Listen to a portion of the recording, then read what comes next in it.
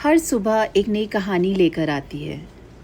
कुछ सुबह सिर्फ दिन की शुरुआत नहीं होती, वो याद बनाने की तैयारी कर रही होती है। और आज की सुबह बिल्कुल वैसी ही थी।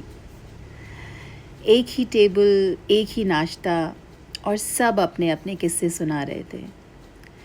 आजकल हम सब एक ही घर में रहते हुए भी इतनी फुर्सत के साथ कहाँ बैठ पाते हैं। कितना मुश्किल है ना ये आजकल।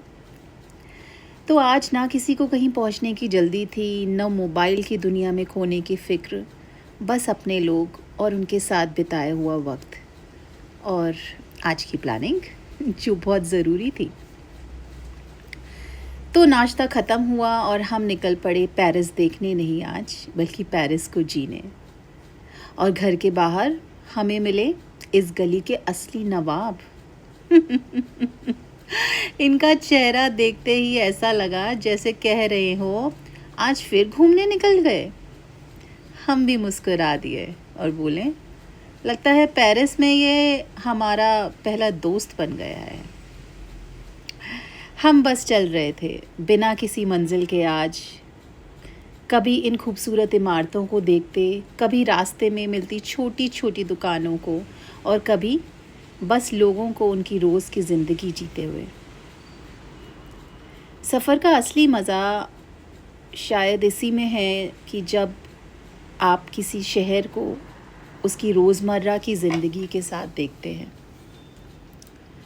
कभी कभी सफ़र का सबसे खूबसूरत हिस्सा वो नहीं होता जहाँ हम पहुँचना चाहते हैं, बल्कि वो होता है जिस रास्ते से हम गुज़रते हैं। समझे? तो आज ना कोई जल्दी, ना कोई प्लान, बस चल रहे थे और इस शहर की धड़कन को महसूस कर रहे थे। हर चेहरा अपनी कहानी में मशगूल था और हम बस उन कहानियों के बीच से खामोशी से गुजर रहे थे। और फिर जैसे मौसम ने हमें रोक लिया, बाहर हल्की सी बारिश और अंदर एक गरम कप कॉफ़ी। कभी कभी सफ़र का सबसे सुकून भरा पल बस इतना सा ही होता है, एक खिड़की, बारिश की बूंदें, अपनों के साथ। एक बात नोटिस की आपने? ना कोई मोबाइल, ना किसी का कहीं पहुंचने की जल्दी, बस एक दूसरे को सुनने का वक्त। आजकल शायद यही सबसे बड़ी दौलत है। पेरिस बहुत खूबसूरत है, लेकिन आज का सबसे खूबसूरत हिस्सा ये शहर नहीं था, ये वो वक्त था जो हमने अपनों के साथ बिताया।